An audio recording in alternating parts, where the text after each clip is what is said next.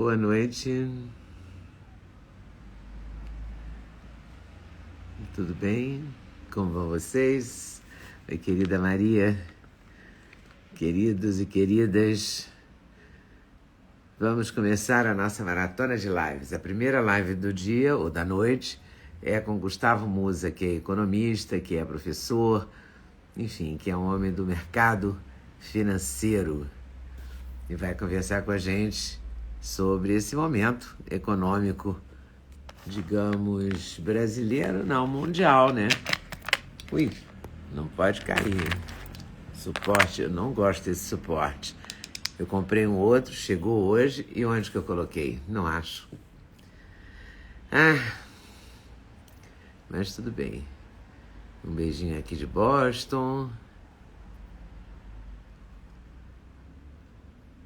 Uma alegria aqui, muitas bandeiras do Brasil, muita gente feliz, muita gente tensa também com essas eleições, não é? Tá chegando a hora, tá pertinho. E vamos falar um pouco de economia com o Gustavo Musa. Vou ler um pouquinho do currículo dele para vocês. Chove forte aqui em São Paulo ainda. Chove forte na Flórida, com presença de furacão. Não é? O mundo tá assim. Vamos lá. Vou conversar aqui com o nosso Bruno Musa.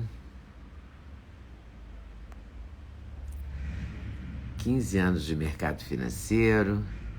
Fundou uma empresa de investimentos, é professor de finanças, é economista formado pela FAAP, é pós-graduado em mercado de capitais. Enfim, tem uma sólida formação ligada a esse mercado financeiro, muita informação. É criador de um canal chamado Minuto do Musa para promoção de educação financeira no país. Eu acho especial isso, porque eu acho que a falta de educação financeira faz muita gente se atrapalhar e fez muita gente se atrapalhar ao longo dos anos todos. Né? Nossa economia fica muito prejudicada pela confusão que a gente faz com o dinheiro.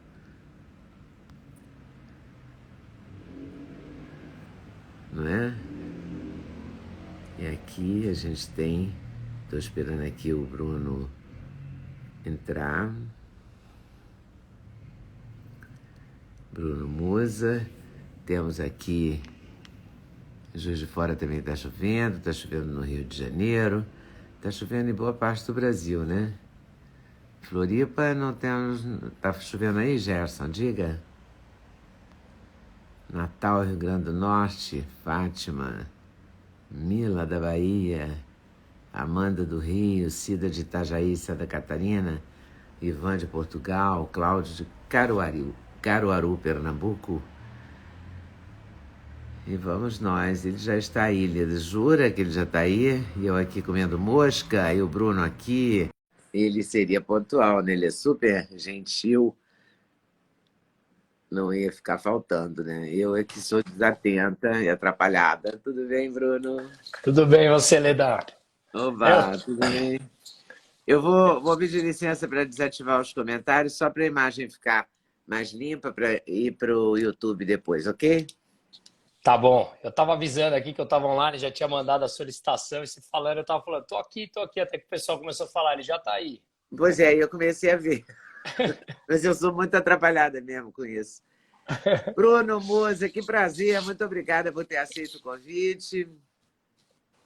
E eu quero te explorar muito, porque eu quero saber o que você está achando desse momento aí Olha, econômico mundial. Porque não é é, só brasileiro, né? não, eu que agradeço o convite, Leda, fiquei muito feliz, porque já somos um fã seu aqui em casa já há muito tempo, então, obrigado, fiquei muito feliz pelo convite, viu? Bom, você quer começar pelo Mundial ou pelo Brasil? Que tem realmente muitas coisas a serem exploradas aí, né? Você pode decidir. Então vamos lá, vamos começar pelo Mundial, a gente começa no macro e depois traz aqui para o presente brasileiro, né? Tá Bom, certo. eu vi você falando aí, eu estou há 16 anos nesse mercado, eu tenho uma empresa de investimento chamada Aquavera Investimentos, que a gente foi comprado pelo BTG há um ano, o BTG comprou 49% da empresa. Eu dou aula, né, aqui no Brasil, numa pós-graduação fora do Brasil, na Espanha, onde eu fiz pós lá, minha família, parte da minha mãe é de lá e tal. Enfim, então eu falo, o meu mundo gira bastante em volta de economia já há bastante tempo, eu tenho sorte de realmente gostar do tema que eu trabalho. Eu faço, não sei se quem me acompanha aqui nos meus vídeos diários, que eu tento passar de uma forma mais didática o que está acontecendo no mundo, como isso afeta, assim, o nosso dia a dia, né? E realmente a situação econômica ela não está fácil. Hoje está muito simples de dizer que ela não está fácil, mas a gente vinha falando isso já desde o começo da pandemia, pela maneira como os bancos centrais vêm atuando, injetando dinheiro desenfreadamente nas economias, como se não houvesse amanhã e como se uma injeção massiva de dinheiro no mundo não fosse levar à inflação. Isso já está provado historicamente que uma injeção muito grande de capital, você expande a base monetária, ou seja, você coloca dinheiro na economia e um excesso de oferta de qualquer ativo leva à sua consequente desvalorização e à alta dos preços. Então, tudo isso que está acontecendo hoje, esse mundo mais inflacionário, ele já está desenhado e a gente já vinha falando isso há 2, 3 anos, né? A linha de economia que eu estudo. Só que, claro, ele foi acelerado pela forma como os governos lidaram com a pandemia e acelerado também pela guerra que ninguém conseguia prever. Mas que ela Uhum. já iria acontecer, ela iria acontecer. Só para ter uma ideia, contextualizar um pouco os números, Leda, os Estados Unidos, durante 2 anos da pandemia, injetou um número maior de dinheiro na economia desde a Segunda Guerra Mundial. Então, existe uma medida que chama M2, que é o quanto de dinheiro está em circulação na economia, né? Nos Estados Unidos, tinha por volta de 15 trilhões de reais pré-pandemia. Depois da pandemia, subiu para 21 trilhões. Então, foi acelerada assim, Nossa. de uma maneira que jamais vista na história. Então, é óbvio que isso você coloca dinheiro numa economia e isso traz inflação. E a gente estava acostumado no mundo desenvolvido há mais de uma década sem conseguir trazer inflação. Então a inflação era zero, ou muitas vezes era 1%. Só que essa década acabou, né? E agora as economias mudaram. E aí, para piorar, veio uma guerra. Então, essa guerra que está levando uma crise inflacionária na Europa e está fazendo com que todo mundo, os bancos centrais, tenham que subir os juros para conter essa inflação que está disseminada na economia. Então, ela não está uma inflação simplesmente porque quebrou a cadeia produtiva durante a pandemia e aí tinha menos oferta de produtos nas economias, porque ninguém fazia mais, as transações internacionais caíram, enfim. Não, você tem hoje uma inflação que está disseminada em serviços. Então, quando você analisa os números inflacionários dos países europeus, existe um negócio que chama o núcleo da inflação, que é quando você retira alimentos e energia e olha a inflação na economia. E essa economia, essa inflação, ela está muito alta, mesmo retirando a energia. Então são coisas são situações complicadas. E mais, a gente pode abordar um pouquinho mais, se você quiser isso, que na minha opinião, a Europa cavou a própria cova. Ao longo desses últimos anos, ela própria se colocou nessa dependência do gás russo e agora, com essa guerra, eles estão assim, correndo atrás do rabo, tentando voltar atrás com ações que eles mesmos acabaram colocando. O Trump avisou, né? O Trump avisou e Avisou. claramente.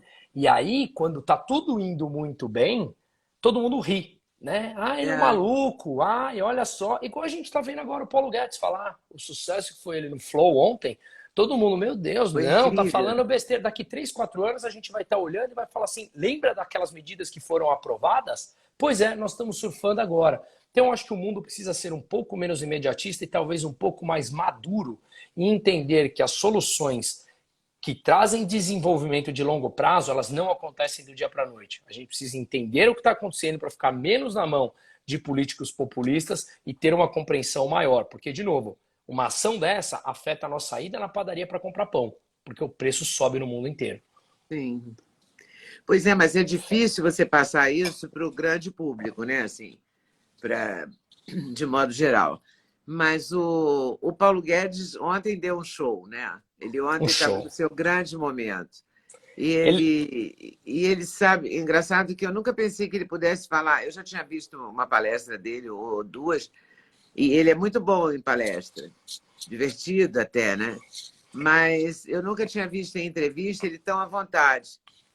Ele estava é disposto a falar, né? Estava tranquilo para ele. 4 horas e meia, né, Leda? É, Quatro e horas e ele meia. falou, e ele explicou, e falou, e falou. E é impressionante como as pessoas insistem em negar, não é? Insistem, eu costumo falar assim, olha, você pode gostar da minha camisa, da minha malha preta ou não, mas 2 mais 2 é 4 para todo mundo. E a gente está vivendo um negócio, um mundo que me parece estranho, que as pessoas querem é, fazer com que o objetivo se torne subjetivo, e não é o número econômico, a melhoria do número econômico, dos dados de desemprego, que o Brasil vai ter superávit pela primeira vez em 8 anos. Isso são números, isso é matemática. Eu não entendo como as pessoas conseguem refutar isso. Mas volta no que você falou. Quem não entende disso, ou quem assim parece que pouco se importa, realmente acha que isso tem muito pouca importância. Mas foram tantas reformas micro que aconteceram, que o Paulo Guedes citou muito bem ontem, e hoje na Jovem Pan também foi de show, né? Também foi bom. Foi outro show. Então, são reformas que vai trazer benefícios, só que não é do dia para a noite. A gente precisa ser um pouquinho mais adulto, entender isso, trazer mais maturidade e explicar, tentar de uma forma clara, explicar isso. Talvez seja por isso que depois de alguns anos que eu sigo atuando na linha de frente com clientes, gestão de patrimônio, de empresas e tal, e pessoas físicas, eu me apaixonei pelo lado da educação e eu estou cada vez me acelerando, pisando mais a fundo no acelerador, principalmente nesse contexto que a gente está vivendo hoje em dia, né? E esse é um- uma encrenca para nós, a educação financeira, né? A gente não tem nas escolas, a gente não tem nas universidades, a gente não tem nas famílias, né? A gente não tem educação financeira, a gente passa batido por isso. E a gente ouve barbaridades, né? A pessoa mais simples dizendo: ah, e daí é que o dólar aumentou, eu não vou viajar mesmo. Como? Mas você vai comer pão, que é a coisa mais democrática que tem, né? Exatamente, você vai comer pão, que a matéria-prima é o trigo, que precisa do É, fertilizante, que vem lá da Rússia, que ele é cotado em dólar e que se o país é endividado, a moeda desvaloriza. Se a moeda desvaloriza, o dólar ganha valor e o fertilizante, o trigo que vem de fora fica mais caro e o pão fica mais caro quando você vai na padaria, né? Então a gente precisa desmistificar esse tipo de coisa para mostrar para as pessoas que as políticas populistas elas são muito bonitas no seu ouvido, mas é um custo muito caro, o custo muito caro ao longo do tempo. E a gente viveu isso nos últimos anos. Eu acho que a gente começou a apresentar dados econômicos mais positivos. É uma pena se nós retrocedermos institucionalmente falando, porque os números realmente mostram evolução. Mas se você permitir, eu estava falando ainda da Europa, os Estados Unidos também entrou em recessão técnica com 2 trimestres já do PIB negativo. A China, que 25% do PIB dela é representado pela área imobiliária, várias empresas dando default, ou seja, deixando de pagar suas dívidas na China, muitos tomadores de empréstimo de lá estão deixando de pagar suas hipotecas. Então, a situação da China também está complicada. Nós estamos num mundo realmente complicado. E o Brasil, pela primeira vez, está destoando nesses números, né? Eu acho que a gente tem uma obrigação de explicar isso melhor. E assim, vale a pena todo mundo parar 4 horas para assistir o que você falou do Paulo Guedes ontem, porque ele faz analogias muito boas, muito com a vida real, né? Isso é muito. Transforma algo mais difícil em algo prazeroso e fácil de entender. é verdade. E tem uma coisa duas coisas que você falou. Uma delas é a falta de maturidade, né? A gente tem os nossos governantes, as pessoas, os críticos, sobretudo, estão vivendo uma fase de pouca maturidade para compreender tudo isso, né? Que está acontecendo. Porque não adianta você, por uma questão de poder, fala-se mal, né, do Paulo Guedes, do governo atual, sem, sem pensar, sem avaliar. Você viu que os índices estavam. Dizia-se que o Brasil ia crescer, ia ter uma inflação. Não tem uma coisa de 4%, que agora eles falaram é o É, crescimento ou é o PIB? O PIB, que falavam que ia crescer 1%, agora já todo mundo jogou para cima para 2,5% de alta. A inflação, fechando com a expectativa de fechar em Em 6, quatro. já está em 7 e pouco no ano, que saiu ontem, 7,96, ou seja, já está abaixo do que a Europa, já está abaixo dos Estados Unidos. O desemprego já está abaixo de 9%. Então, é mínima desde 2015. Pela primeira vez em 8 anos, o Brasil vai gastar menos do que ele arrecada, ou seja, vai sobrar dinheiro, é superávit primário, pela primeira vez em 8 anos, mesmo depois de gastar 1 trilhão com a pandemia, 1 trilhão de reais. Então, assim, tem tanta coisa, só que as pessoas acham que isso passa batido, mas não passa batido. Isso traz resultados positivos na tua vida é o pão, como você falou, Ledão. E por que essa dificuldade em aceitar isso? É só a busca pelo poder que não deixa aceitar? É a vaidade? É narcisismo? É o quê? Mas de não aceitar de quem? Por parte da população ou por parte dos próprios governantes? Não, por parte da imprensa, dos críticos. Olha, eu acho que da imprensa você sabe falar melhor do que eu, mas eu acho que Não sei mais, não. Não ninguém reconheço entende, muito. né? Já não sei mais nada sobre essa imprensa. Eu acho que a gente está vivendo, Leda, um momento muito triste, para ser sincero. Eu tenho uma filha de 2 anos e por que que eu vou te dar esse meu ponto para tentar te dar essa resposta?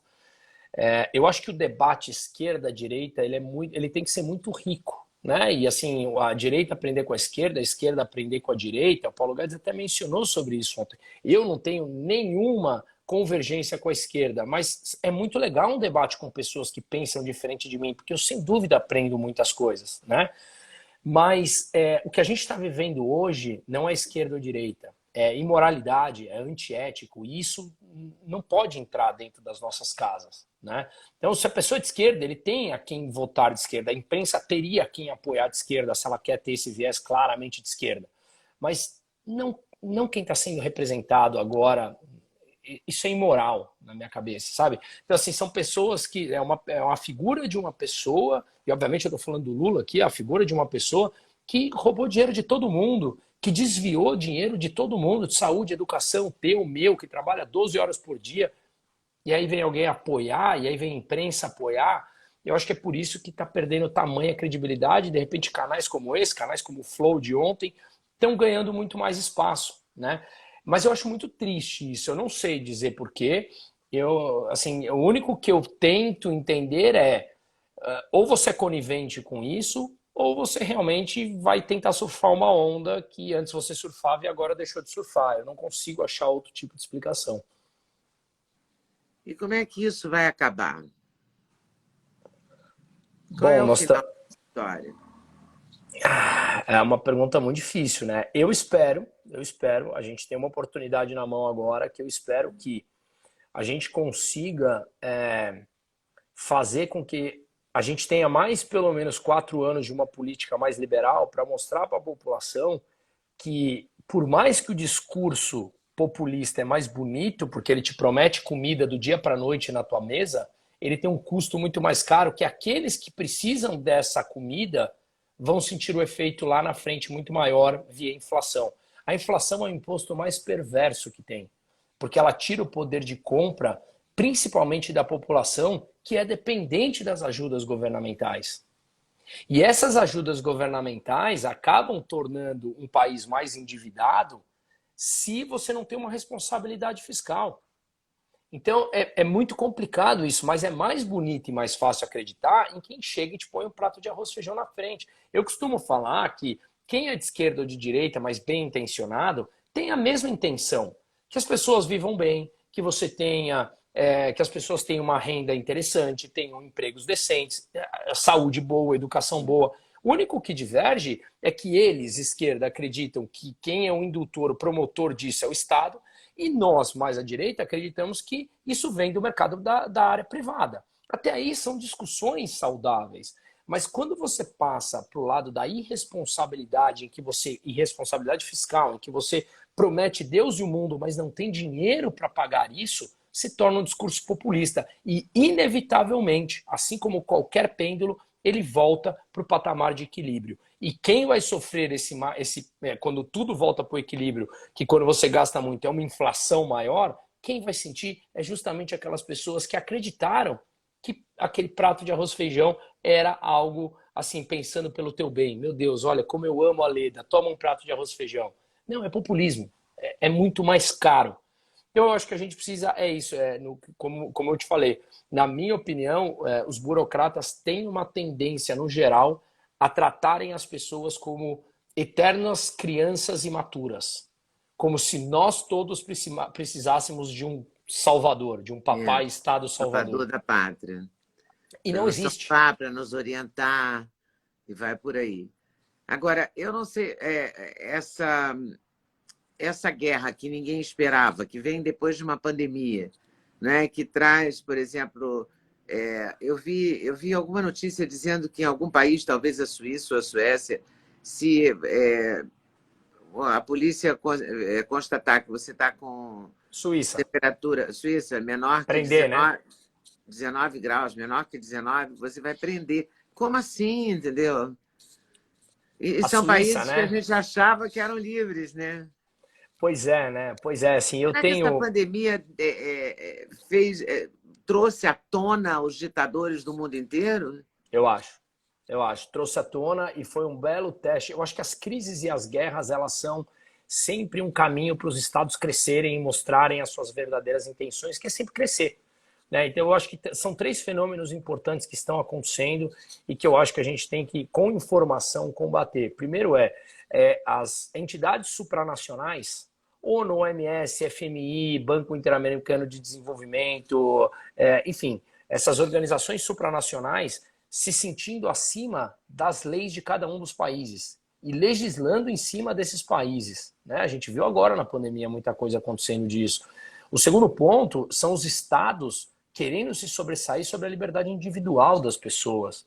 E o terceiro ponto são aquelas empresas chaves que estão no mundo todo e que pertencem a segmentos chaves também, que acabam entrando dentro desse esquema e controlando tudo. Quem acaba perdendo somos nós com liberdades individuais, né? Que somos cerceados. E o que a gente viu na pandemia foi assim, foi um escárnio em cima disso. E eu acho que tem dois, né, George Orwell aqui, a gente tem duas maneiras de você controlar as pessoas, via prazer e via medo.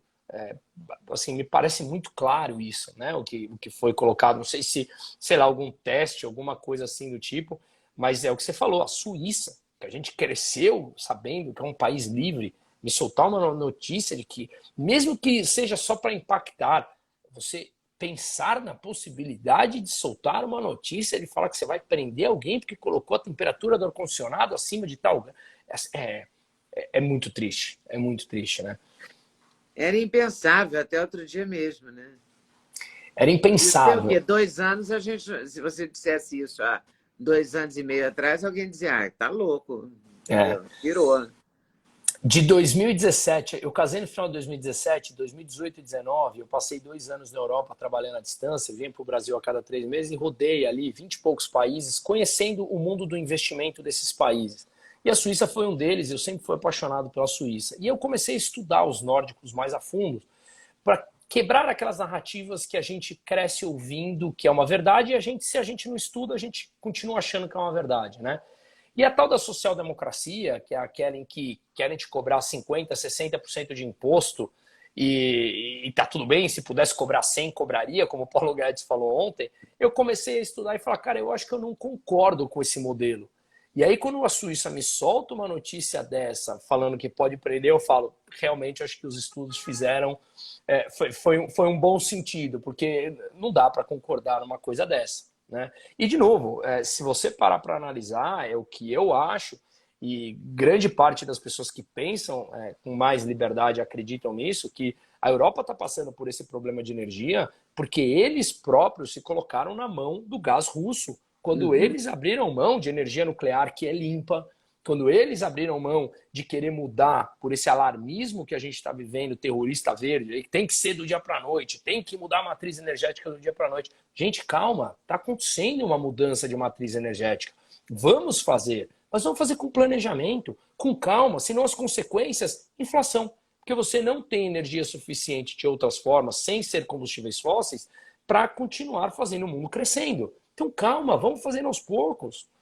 O Brasil está passando por uma mudança de matriz, tem uma matriz energética limpa, a França tem lá 70% com nuclear, vai aos poucos. E aí eles retrocederam e agora querem correr atrás. Você vê Estados Unidos, o Biden pedindo para Irã e Venezuela vender petróleo. Quando ele, no primeiro dia de governo dele, ele falou, não vamos mais explorar petróleo. Quanta hipocrisia, o resultado da inflação, e quem perde são a população e os países. Que inflação é o imposto mais perverso para todo mundo. O Biden foi um grande erro, né? Grandíssimo erro, né? Mas grandíssimo erro. E assim, nós estamos prestes nós estamos vendo isso, e o mais duro é que você vê pessoas da Califórnia indo morar no Texas e volta por democratas. Aí você olha e fala, como assim? E a gente está à beira 4 dias de fazer um erro parecido? Não, não pode ser. É um terrível pesadelo que a gente está vivendo, não pode ser. E é engraçado porque é engraçado. É irônico, na verdade não é engraçado no sentido de irônico. Sim. Por exemplo, acabam de eleger não sei quem no Chile e já estão na rua. Com a população lá embaixo. Já. Porque já estão arrependidos. E é uma coisa, é sucessiva. A Argentina está assim, e vai por aí, né? Eu não sei se você tem acompanhado o Javier Milei na Argentina. Ele pensa economia muito igual a mim, se auto-intitula libertário. Então, ele naturalmente prega políticas contra o Estado e ele está crescendo muito na corrida presidencial e está levando assim, jovens para as ruas. Então, eu não sei se talvez... Até agora vai levar 4 anos, né? Exato. Eu não sei se talvez seja, Leda, e aí eu espero, talvez assim, sabe o respiro do morto da esquerda na América Latina? Tem toda aquela ascensão para dar aquela cortada na bola do vôlei e encerrar por próximos 30 anos, até que venha um novo ciclo, né? Mas a característica da esquerda latino-americana é bem... pensar assim, é confortável, é reconfortante, né? Pensar que está acabando esse ciclo, vai acabar. Só espero que a gente não entre nele, né? Eu espero que a gente não entre, porque a gente está nele nos últimos 30 anos, como o Paulo Guedes fala. Pô, vamos dar uma chance, dê uma chance. A gente tem que ser maduro o suficiente para dar uma chance para o outro lado que está apresentando números positivos, né? Eu acho que esse é o grande ponto. Mas a esquerda latino-americana ela é muito diferente do que a esquerda europeia. Que a gente está vendo o estrago que a esquerda europeia fez em alguns países agora, mas eu acho que a esquerda latino-americana ela é muito mais revolucionária, né? Você pega esse Gabriel Boric no Chile, essa nova constituinte que ele tentou aprovar, era assustadora, né? Pois é, mas eu vi uma notícia hoje de que há uma ala forte do PT que é exatamente impor uma nova constituinte, como o Haddad tentou em 2000 e sei lá quando. É verdade. Eu não li essa matéria, não. Eu lembro lá atrás, mas eu não li essa matéria, não. Um comentário sobre isso, dizendo que há uma ala do PT lutando internamente por isso, né? Deve ser Gleisi Hoffmann e sua turma ali, né? Sua turma de bem-intencionados, né? A gente está vivendo um momento muito, muito perigoso, né? Muito.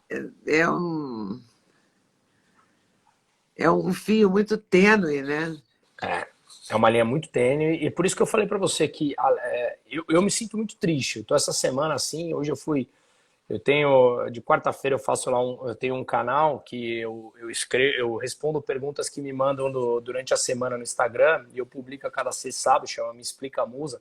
E hoje eu fui gravar e eu tava falando com o pessoal lá que eu tô mais do que... Não, já passou a fase, não é nervoso, eu tô triste por tudo isso, sabe? Por você ver que a gente ainda tem uma população que acredita em coisas assim que são irreais, mas essa população que de repente ela é mais carente, cabe a nós passarmos uma informação, e eles acreditam no que quiserem depois, né?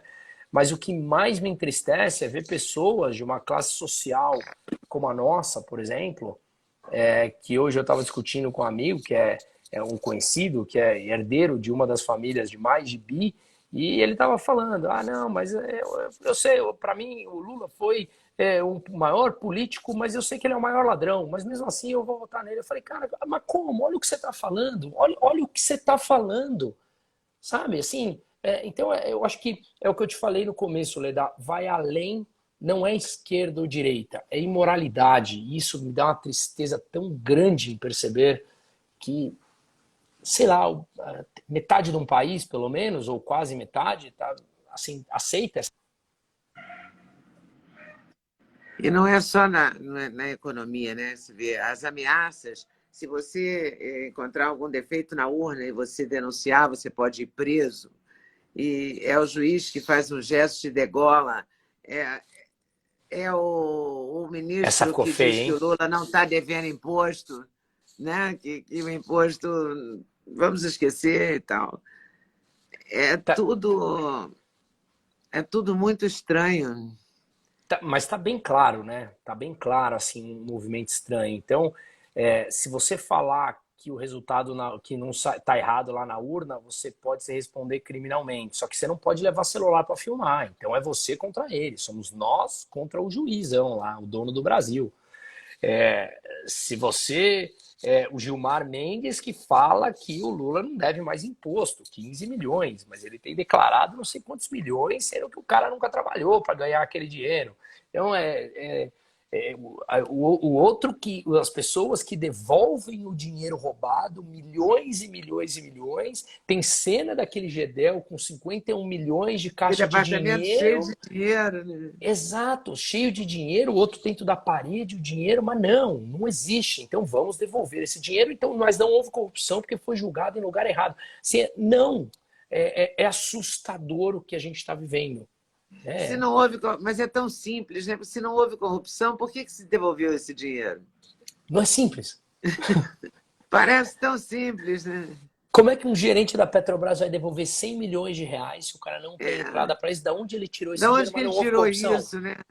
Assim, é muito triste. Então, eu realmente acho muito triste. Mas isso tem efeitos na economia. Porque esse dinheiro estava em algum lugar. Você trabalha tantas horas, você vai fazer uma série de lives hoje, você vai até 10 da noite, 11 da noite trabalhando, para o Pô. cara pegar o dinheiro que você pagou, é isso. E E, usar e, como ele e, e quiser. mandar para ditaduras que ele apoia, assim, é Construir coisas revoltante. que nós não temos, né? Construir coisas que não Que nós temos. não temos, com o teu dinheiro, com o meu, com o nosso dinheiro, é revoltante. Eu realmente acho tudo isso muito, muito triste, muito triste. Mas, de novo, isso parece que não, mas afeta o preço do pãozinho que você vai na padaria. Porque tudo Como é isso que. é desconf... Fala. Diga. Não, diga. Não, porque tudo isso é endividamento de um país, e o endividamento do país faz com que a moeda desse país fique mais desvalorizada, porque você passa a ter menos confiança, e uma moeda desvalorizada, alta dos preços. Simples assim. Você falou da China, né? Do mercado imobiliário da China. O mercado imobiliário dos Estados Unidos também está com problemas, né? Tá. Tá com problemas, caiu já, dependendo de algumas métricas que você olha, caiu o número de casas vendidas em 40%. Mas venda de casas novas ainda vem saindo dados fortes. Então, a economia americana ela vai ter que ser desaquecida. Isso já disse até Jerome Powell, que é o presidente do Banco Central americano. Hoje saiu um dado importante que foi lá eles olham o dado principal para você ter hipotecas é aquela mortgage de 30 anos, né? São as hipotecas de 30 anos, compradas de 30 anos veio a 6,5% a taxa. Para você ter uma ideia, um ano atrás estava na casa dos 3%. Ou seja, você dobrou a taxa de juros Nossa. em um ano das hipotecas americanas. Isso significa que uma série de famílias não consegue mais pagar aquela taxa que foi contratada há um ano atrás. E E isso você pode. praticamente todo mundo tem hipoteca lá. Todo mundo, desde os estudantes até de casas, né?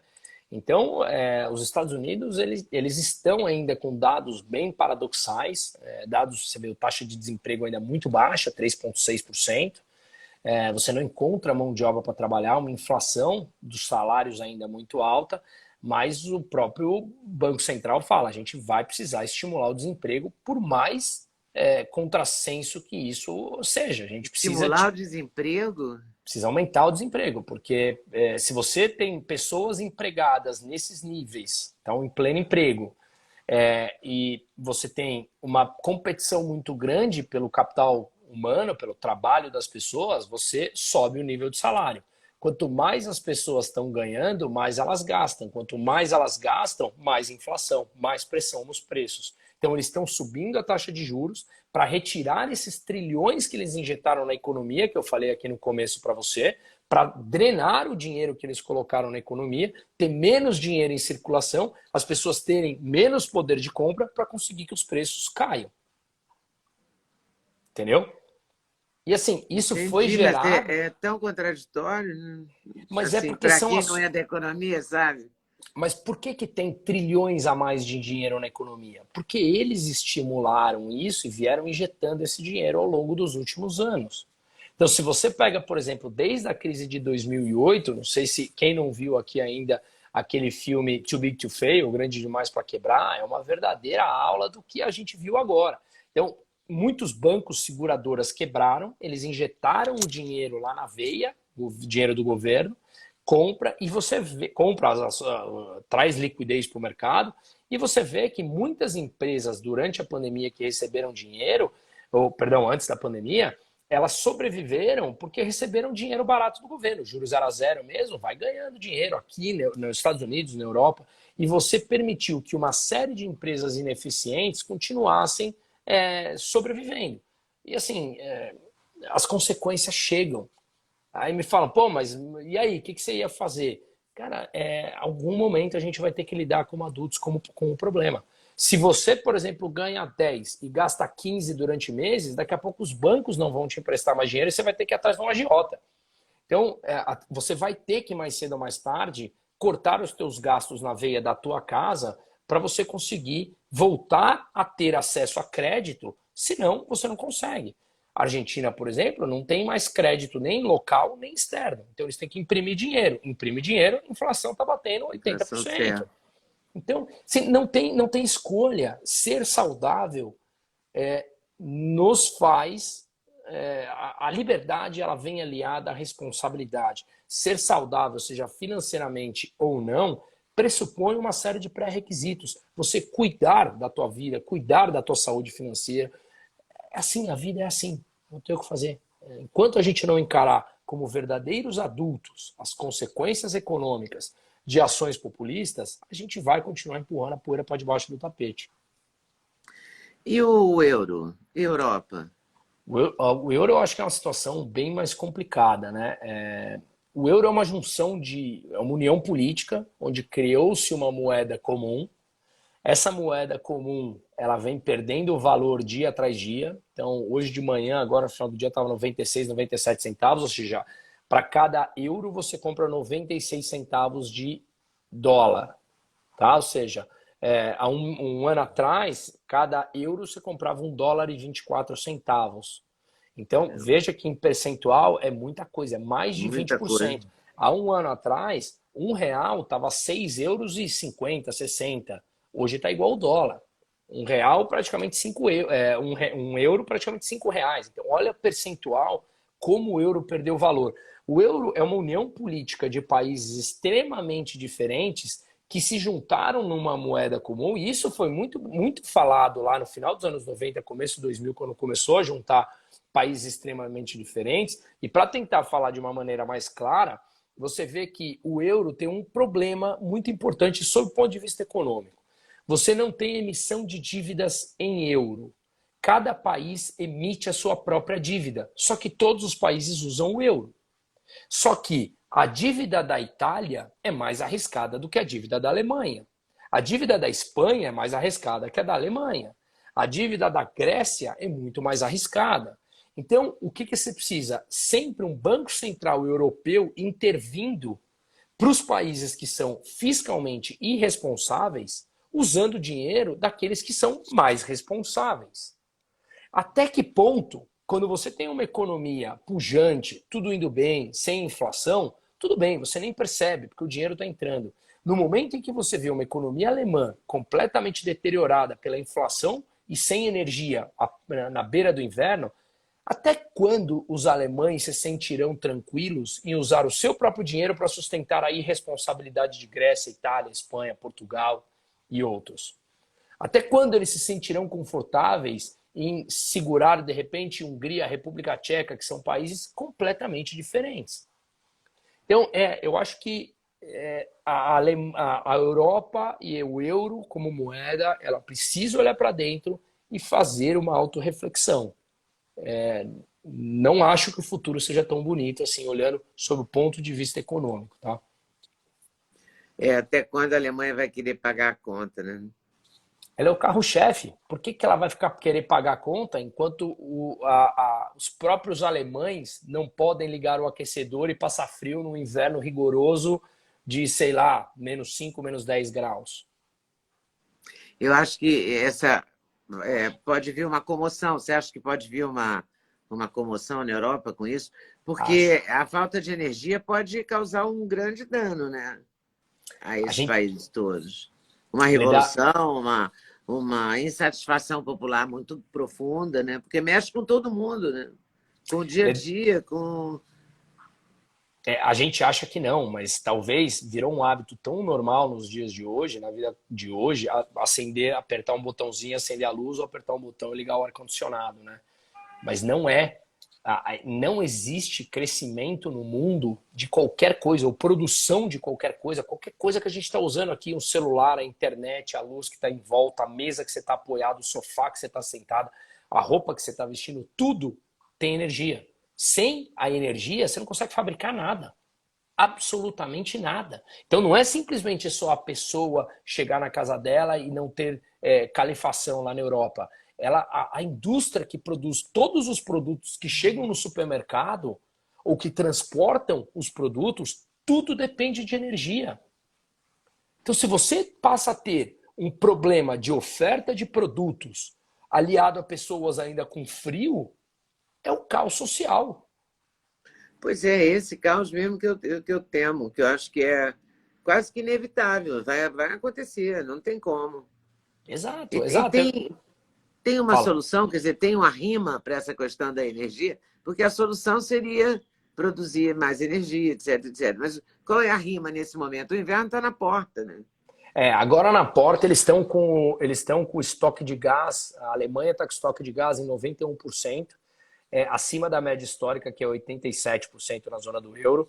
Então, parece que para os próximos meses eles conseguiram atingir isso. Os Estados Unidos exportou muito gás liquefeito, que é o gás como é que chama? Em líquido, em estado líquido, exportou bastante, então eles conseguiram encher. Mas se essa guerra dura mais, você vê que ontem começou a noticiar já que a estatal russa Gazprom entrou em conflito com a Naftogaz, que é a maior estatal ucraniana, e que a Ucrânia falou, então eu vou fechar esse gasoduto também, que leva para a Europa, porque a Rússia não está me pagando para transportar o gás que sai da Rússia, passa pela Ucrânia e vai para a Europa. Então, o que eu acho é que assim, o problema está dado, o problema está aí. A gente precisa pensar de novo, talvez um pouquinho mais à frente. A Europa precisa parar com esse alarmismo verde terrorista e falar: a gente precisa usar energia nuclear. A gente precisa retomar as usinas. A Alemanha tinha 17 usinas nucleares em funcionamento, tem 3. E vai fechar essas 3 em dezembro. Tentou voltar atrás, só que a matéria-prima da usina nuclear é o urânio, que você compra em contratos de longuíssimo prazo. Eles tentaram parar o processo de desligar essas 3 que faltam, não dá mais tempo. Quando você pega os Estados Unidos, que tem 100 usinas nucleares, a China está construindo mais de 60. O Brasil tem 2, está construindo a terceira, que é Angra 1, Angra 2 e Angra 3. A França tem lá 70% da sua matriz com usina nuclear. Gente, a gente precisa mudar a matriz. O Brasil tem solar, tem eólica, mas ela é intermitente. Você ainda precisa a usina solar e eólica ligada em alguma estação que é abastecida por combustíveis fósseis. A gente vai mudar isso. A tecnologia do ser humano ela é brilhante quando deixar do ser humano trabalhar. Né? A gente sabe disso. Quando foi descoberto o pré-sal no Brasil, não tinha tecnologia suficiente para ir buscar lá embaixo. Hoje você busca facilmente. Então, é só os governos, saírem do cangote dos empresários e deixar eles atuarem livremente, que a capacidade empresarial e criativa do ser humano é brilhante. Ela é brilhante. Deixa atuar. Mas esse discurso que a gente tem que vender hoje para o mundo, chegar às consequências. Então, assim, para o inverno eu realmente não sei. Não sei se tem soluções tão fáceis. Assim. Sei lá, a Noruega exporta, a Argélia também está exportando, mas aí a Espanha brigou com a Argélia por defender Marrocos. E aí, só que eles dependem também do gás da Argélia. Sabe quando você olha e fala assim, não, esses governos progressistas, eles parecem que ou são maldosos mesmo, ou são alienados por completo. Não sei. É difícil pensar como é que eles são, né? Eu queria tocar num ponto que você falou que gosta muito da questão da educação financeira, né? E como eu acho que a Adoro. gente não tem, eu queria te pedir, pedir a você que desse uma luz nessa história. Quer dizer, como é que a gente poderia começar uma educação financeira? O que você pode dar de dica para as pessoas para começarem para acordarem para isso? Não é? Porque a esquerda não gosta muito desse assunto. Viu aquela moça, Genro, lá no Sul, que disse que não tem sentido o pobre pensar em educação financeira, quando é o pobre o mais interessado, né? Ah, aquilo é revoltante, né, Lida? Luciana Porque, Genro. Luciana Genro, gravem esse nome, não esqueçam desse é, nome. porque se você não pensar bem, é ele que paga, não é ele que paga três geladeiras por uma, não é? Três fogões por um fogão, ele é o pobre que sofre mais com isso. Eu falo assim, Leda, se você, não importa se você é vendedor de pipoca na porta de uma escola, se você vende água nas praias, se você é um altíssimo empresário, um grande médico, não importa, um atleta, o que quer que seja que você faça ou tenha escolhido para sua vida de profissão, você vai ganhar dinheiro. E mais ou menos, mas se você souber cuidar dele, dar valor a ele, você com certeza vai ter uma tranquilidade maior, seja no final do mês ou seja lá na frente na tua aposentadoria. Então é um assunto que, assim, é inacreditável ver a Luciana Genro falar um negócio desse, porque a quem não é importante uma educação financeira?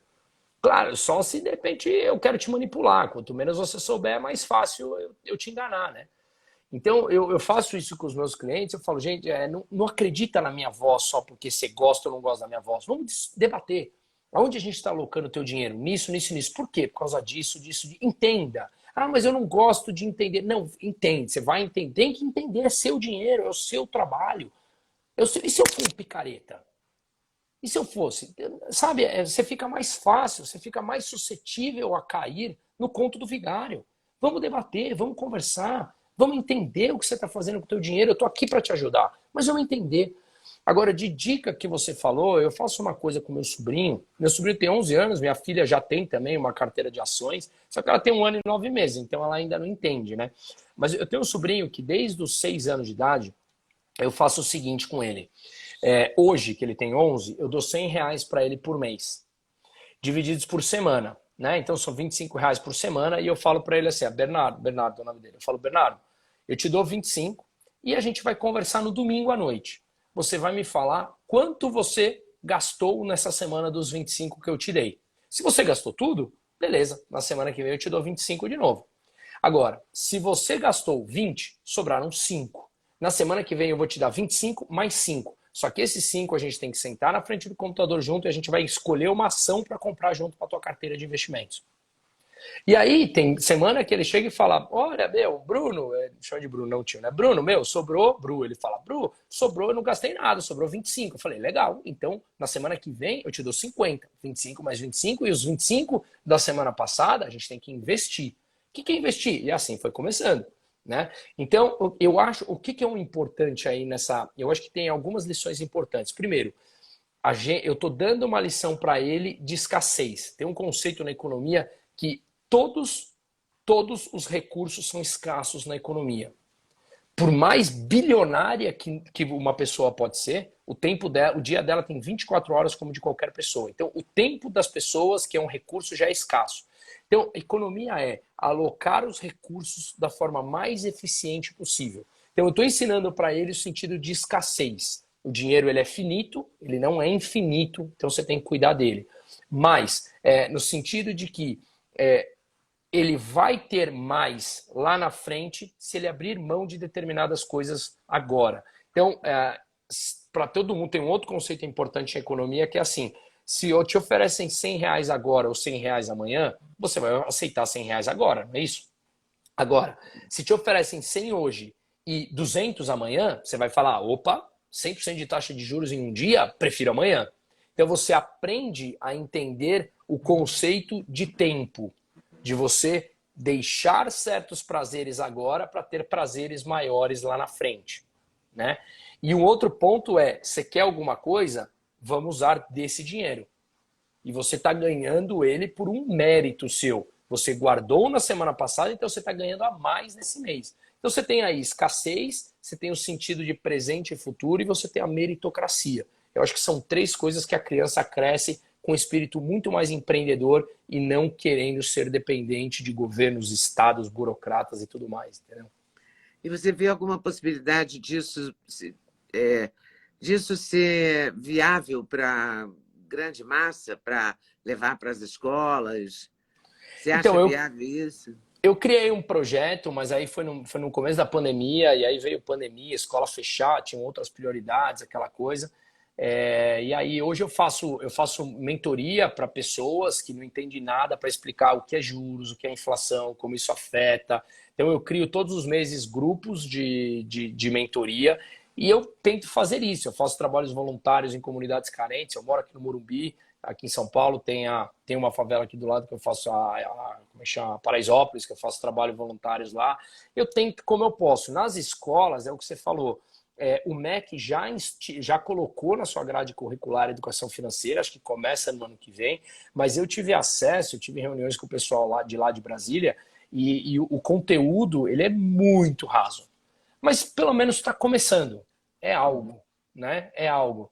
Mas assim, Leda, eu dou aula numa faculdade, que é uma faculdade ainda bem seleta, no sentido que a mensalidade é muito, muito alta mesmo, né? Então a gente está tentando jogar isso para baixo. Pra você ter uma ideia, custa por volta de quase 12 mil reais a mensalidade. Então ela Caramba! é E que bem. universidade é essa? Chama Link School of Business. A gente tem aqui, tem no Vale do Silício, tem em Berlim e está abrindo em Israel. Então os alunos podem ir para lá, para cá, conhecer, ter aula de lá, daqui. Não tem professor de carreira, então o professor é sempre um empreendedor antes de ser professor, né? Então, enfim, ainda tudo isso custa muito caro. A gente está estudando como derrubar esse custo. Eu tenho participação até na empresa, tentar como derrubar esse custo para a gente conseguir jogar para a base esse tipo de ensinamento. A gente tem bolsa lá, então tem bastante aluno bolsista, tem inclusive aluno que é empreendedor dentro de comunidades carentes que conseguiu a bolsa e está lá. Então tem essa mescla de realidades que é muito legal. Mas enfim, por que eu estou falando isso? Porque essa ideia de dar a aula é que a gente tenta ir passando esse tipo de conhecimento mais para frente, né?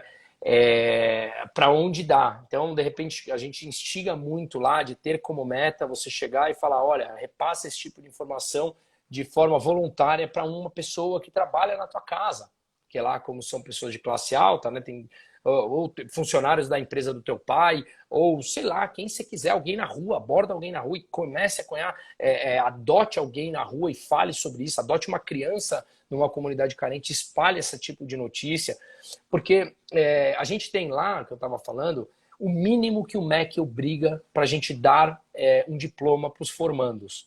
O resto, Leda, é completamente coisa fora. Então é como empreender, é oratória, sabe, educação financeira básica, que eu acho que tinha que ter na escola.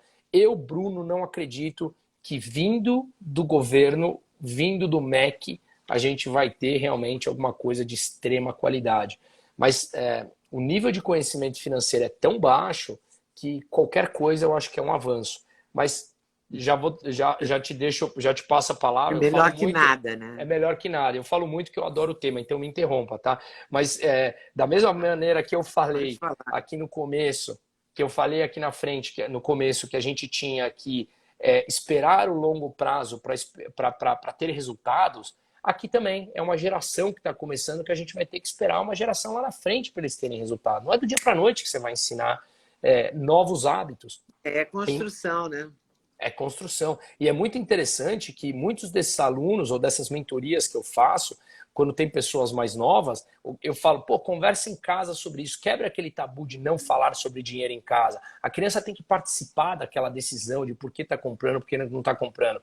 E aí eles me voltam com determinadas coisas, pô, eu falei tal coisa, meu pai não tinha ideia do que eu estava falando. Então, olha só que interessante, nós temos hoje pessoas dentro de empresas que muitas vezes são bem-sucedidas que tampouco conhecem. Então é normal, porque nunca foi estudado, né, Leda? Não é que o É, cara é incompetente ou nada disso, nunca foi estudado.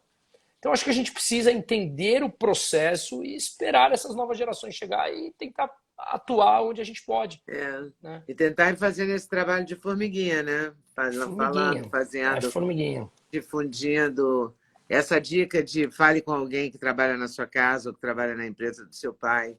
E você vai ampliando esse negócio.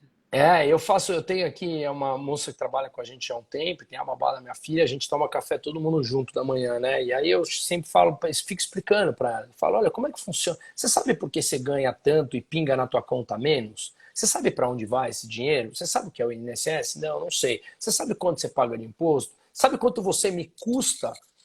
Você preferiria ganhar quanto você me custa do que quanto eu efetivamente te pago? Ela, sim. Aí depois, pô, nunca tinha me explicado dessa maneira. Sim, eu preferia ganhar mais. Fala, pois é, eu também preferia te pagar mais do que pagar para o governo, mas eu não posso. Você quer, eu quero, mas não podemos. Olha só que legal. Por quê? Porque tem um Salvador lá que nos ama tanto que decidiu pela gente.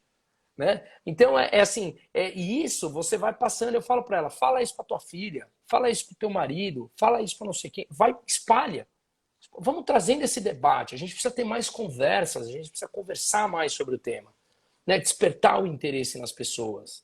Porque tem uma coisa que eu falo, Leda, quem prova a liberdade jamais quer voltar atrás. É. Você vê uma série de pessoas que nos anos 60, 70 eram pessoas muito com tendências à esquerda, que é super compreensível, que por algum motivo da vida acabaram virando mais a pessoa de empreendedor, de direita, e aí você vê um monte de gente que era da esquerda e virou de direita. Mas você não vê pessoas que eram de direita e viraram de esquerda. Você não vê pessoas que provaram a liberdade e voltaram atrás. Alguma coisa nos tem que dizer isso. É verdade. O que você acha? Nosso tempo está quase acabando, mas eu queria saber um pouco o que você acha que vai ficar do Paulo Guedes, que fica dessa gestão dele, que fica para a nossa economia ou para o nosso país mesmo. Boa, ótima pergunta, Leda. Olha, eu acho assim, para quem não leu o 1984 de George Orwell, se a Uhum. gente retroceder institucionalmente, talvez entrem pessoas que queiram reescrever a história. E aí, talvez nem nos livros lá da frente de história das crianças a gente veja tamanhas façanhas que a gente teve ao longo desses anos, né? Com todos os seus defeitos, tá? Porque, de novo, governo sempre vai ter defeito, na minha opinião. E ninguém é perfeito, mas eu acho que a gente tem que olhar também os lados positivos disso.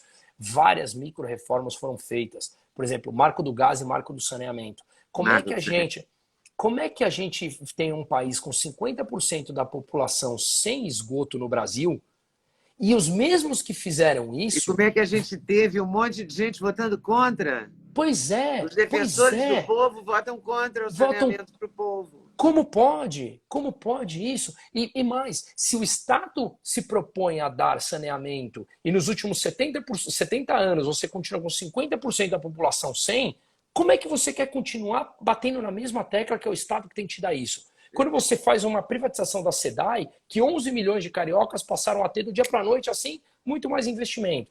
Então a gente teve marco do gás, marco do saneamento, cabotagem, para poucos que conhecem, para falar por cima da cabotagem, que é aquele transporte de cargas, né, de portos dentro do Brasil.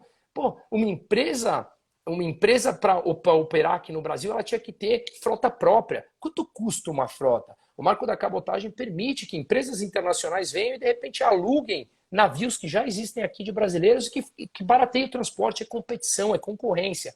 Então, eu posso citar N reformas aqui, digitalização dos cartórios, lei das estatais, tem assim, autonomia do Banco Central, que é extremamente importante, que o Lula fala em retroagir. Você não tem país desenvolvido sem ter Banco Central autônomo, senão o Banco Central que decide a política de juros, a política monetária, fica na mão do executivo. Isso não funciona. A Turquia é assim, veja o que está, a inflação lá está em 100%.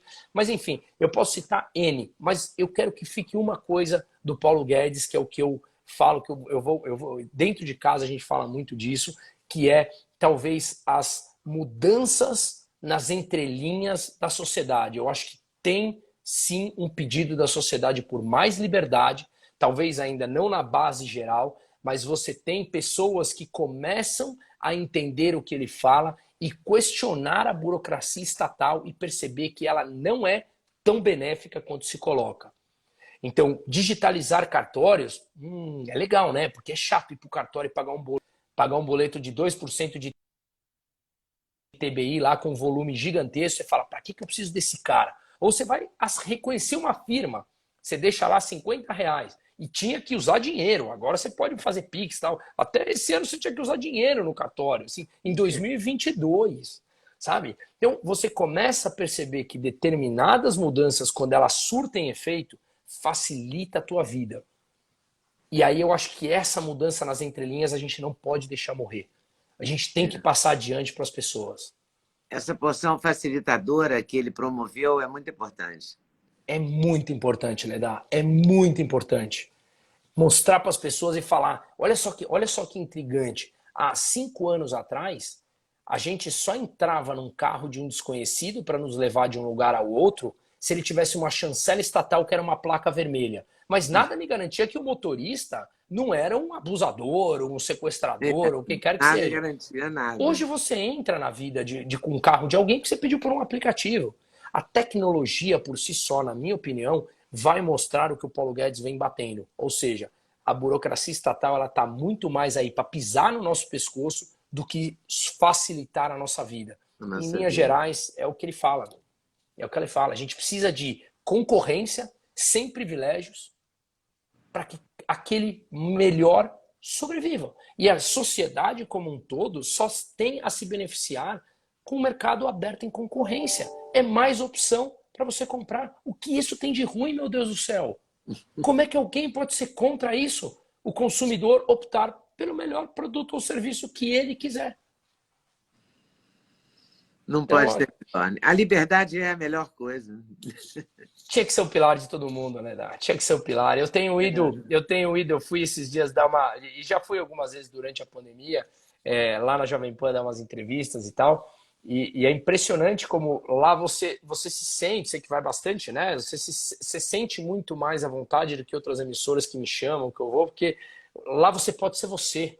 Né? Não estou fazendo propaganda aqui, não. É que é um lugar em que você pode ser livre. Você falou que a liberdade é o melhor. Então, É, lugares que te instiguem a ser livres é a melhor sensação do mundo. claro que é. É a melhor coisa do mundo. Não tem outra. Não poder... Não tem. E não tem volta, né? A gente não quer perder isso. Não, é isso, você não vê, gente. Ai, virei livre. Não, não, não, não, não. Pera lá, pera Não lá. quero Me mais domina. ser livre. Não, amarra uma bola aqui no meu pé e me deixa preso aqui de novo. Não, não tem Não isso. rola, não rola, Não não. rola, não rola, né? Ah, Bruna, adorei. Eu quero conversar mais com você, tá? Oh, um prazer, Ledade, verdade, um prazer Prazer mesmo. Se enorme. quiser, quando quiser, Beijo. marcar fazer ao vivo um café, enfim, eu adoro isso. Acho que é super importante. Eu assumir esse lado como ideal e prazer para mim. Então, onde eu puder contribuir, de verdade, para mim vai ser um prazer imenso. Para mim também. Muito obrigada. Obrigada pelo Obrigado, seu viu? tempo, pela Obrigado. sua paciência, pelas Imagina, suas um prazer explicações. imenso. Super valeu. Um Obrigado. Um abração. beijo. Obrigado. Beijo. Tchau, tchau. Tchau, querido.